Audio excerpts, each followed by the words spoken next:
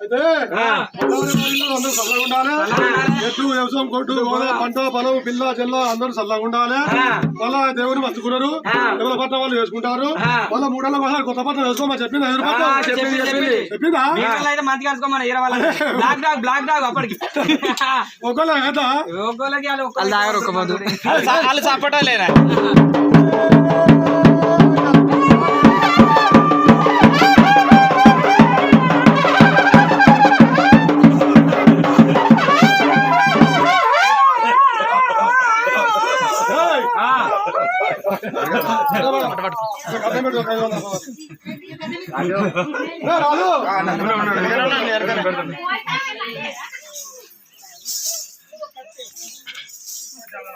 ఇక్కడ 500 1 రూపాయి లేదా?